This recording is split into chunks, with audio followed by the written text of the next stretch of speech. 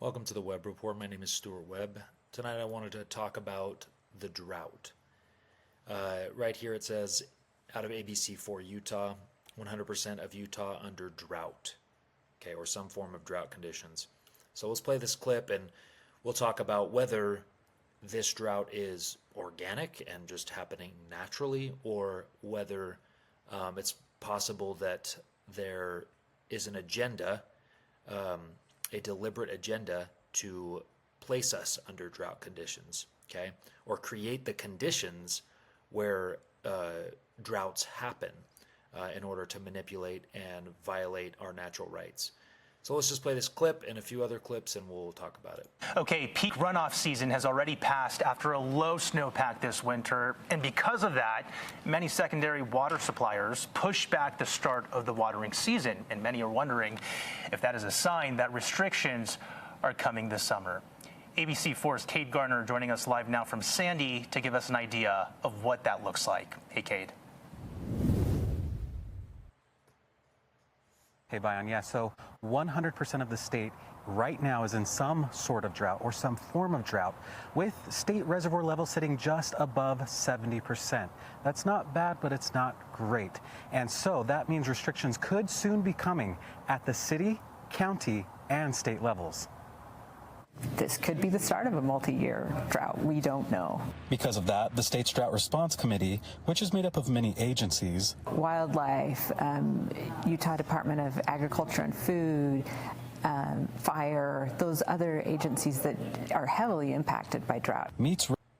All right, so very clear that they're prepping us for restrictions, just like they did with the COVID shutdowns, just like they've even prepped us for energy restrictions because of the war in Iran, the war where no one really knows why the excuse is that they have a nuclear weapon, they were threatening us, they were an imminent threat, et cetera, but we just got into a war. Now energy prices are skyrocketing, which makes everything else increase in the price, in the cost.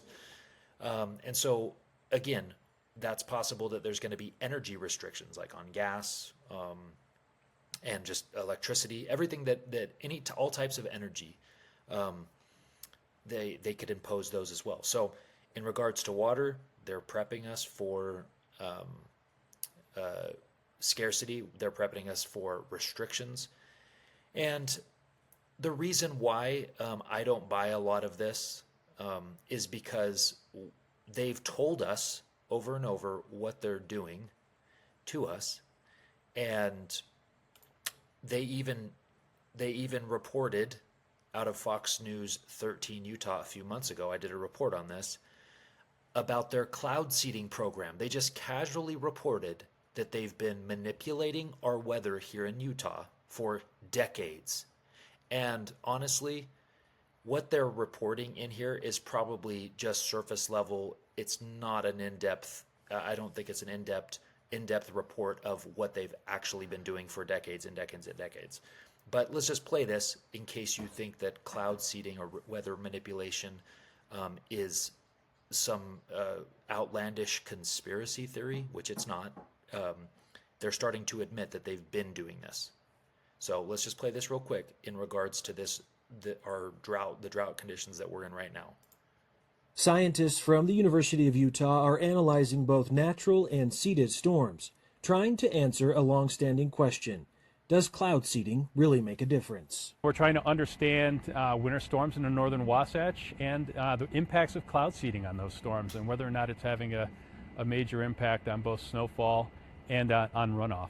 The scale of this research is unlike anything Utah has seen in decades, stretching across most of the northern Wasatch Range. This is the biggest field campaign in Utah to look at mountain precipitation since at least the year 2000, before the 2002 Olympics. It may be the largest in the history of the state. Dozens of specialized instruments are running around the clock, many far more advanced than standard weather sensors. We have specialized instruments that are designed to tell us about the properties and characteristics of clouds. These are very different from typical weather instruments. Some of those instruments even use lasers to see inside winter storms, tracking cloud structure, liquid water, and how storms evolve as they move across the Wasatch. During the seeded storms, we're trying to look for example, whether or not the seeding is having an impact on the precipitation structures that we're seeing on radar, whether or not we can see some of the seeding material in some of the specialized instrumentation we have, and ultimately how much snowfall it's producing. This effort comes after Utah dramatically expanded its cloud seeding program following record low water levels at Great Salt Lake. Back in 2022, we all know that the Great Salt Lake hit the lowest level on record, and part of the response to that was to create a more robust cloud seeding program. That expansion included a major funding boost, allowing the state to invest in research, infrastructure, and new technology. The goal here is to increase the winter snowpack, which we know is our water supply come during the spring runoff. Even modest gains can add up over time. Target control evaluations since 1974 are showing about a 6 to 12% increase in precipitation, which may not sound like a lot, but when you translate that over the course of a decade, that's additional half year to a year of additional snowpack. Researchers are also... Okay, so let's just stop right there. Right there. They're just telling you we've been manipulating the weather for decades, and the claim is that they're trying to, it's their solution to the drought. Okay. Well, I wonder what started the drought. I wonder what started all these drought conditions in all these areas of the world. If you can manipulate the weather to create rain, there are ways, and that's what they're saying. You can also use it and spraying certain materials in the air, in the atmosphere, to basically keep the water cycle from happening, so creating droughts. And so I just wanted to show that because, if people think that it's outlandish that this is deliberate and purposeful and nefarious, I'm not saying everyone involved believes that they're part of a nefarious agenda, but overall it's about the Agenda 2030, or Agenda 21 originally is what it was called. And that agenda, this global agenda, is the goal of it is to remove our natural rights and to cram us all into little cities where we have to eat bugs and things like that. Basically just removing our freedoms. And our natural rights, right? And that includes removing your right to property and land. And so I also, to finish off this video, I wanted to show this report out of Idaho that's really sad, and this just came out today or yesterday, and this is April 27th, 2026, about this farming family that is, because of this drought, it's going to potentially ruin their livelihood, right? Just because they live off the land, that's how they survive. And so, and if that's really the case, of course, these people, if they're booted from if they have no other way to survive or provide for themselves, then they're going to have to move into some city and be under and not be self-sufficient anymore, to not live off the land anymore. And that is the ultimate goal. They want to create conditions that are harsh so people will accept giving up their freedoms for the good of humanity, right? And my buddy Tim, who he stated in one of his videos recently, Tim McGaffin, that giving up your liberties for security will only take away your security, okay, overall. So actually defending your natural rights and your liberties is the only thing that's going to give you security long term. So very important to understand. So we cannot accept giving up our natural rights because of stuff like this. We just can't. We just can't do it, because once they take it, you're never going to get it back. So let's play this report. We'll finish this report off with this video. It's my mistake. It's actually a Utah family out of a Utah town, but let's watch this report. Hard decisions to conserve water in a small central Utah community. People in Emory say an order to stop all outdoor watering came with little warning. Our Christian Sita joins us live tonight. Christian. Yeah, Mika, Brian, many are trying to conserve water, and they tell me that they're scrambling to save their crops, livestock, and their way of life. We can't water outside at all, not using culinary water, not secondary water, not anything at all. For Laura Dixon, that announcement changed everything. I cried. It's our livelihood. It's what we do. It's how we feed our kids. Dixon and her family rely on their land for food. We raise our own meat, pigs, goats, lambs, chickens, turkeys, ducks, rabbits. We grow our own food. We try to grow 80% of our food right here on our little homestead.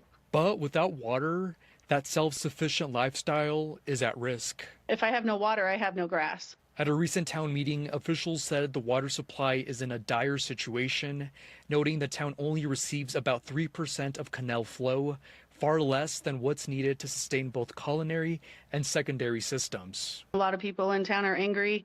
The farmers aren't angry. They're scared. Some are now turning to conservation methods. People are taking apart their pipes under their sinks and catching the gray water from doing dishes. And with rising food costs, losing her homegrown supply could hit even harder. I don't know what I'm going to do for food. I guess I'll have to buy from the store. She says what frustrates her most is how quickly everything changed. To just go from 100 to 0 with no warning, I would have liked more time. So extremely sad. This agenda is targeting homesteaders, small town farmers, people that are trying to live off the land. They're just trying to be peaceful. They want their natural rights protected, and they just want to live peacefully, quietly in their, away from everyone. They're a big target in this, and that just seeing that, I mean, clearly that family is, living.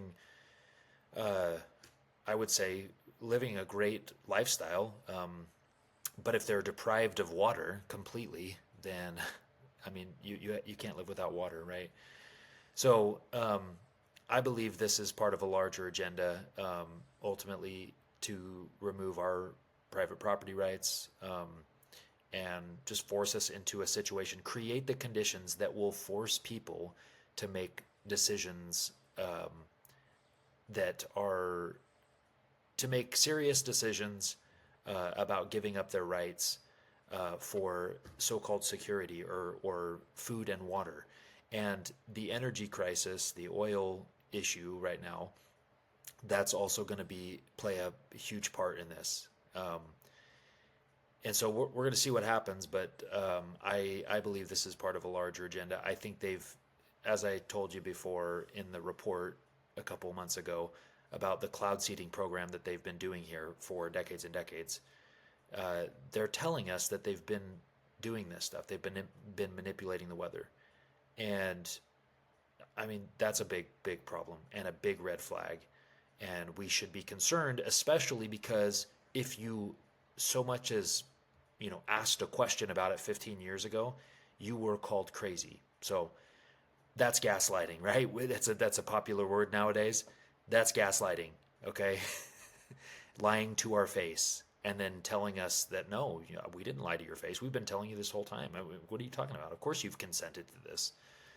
No, and we have not. And so just be aware of this, that this is what's happening. And we need to stand up against this Agenda 2030 because the whole agenda is about removing our natural rights, which includes, it's going to include all of it. Your free speech, religion, freedom of the press, assembly, like just goes on and on. Right to a fair trial, right to life, liberty, and property, private property rights, like all of it. They want to remove or heavily restrict, okay? And to me, heavily restricting is the same as slavery. It's the same as having them removed, basically.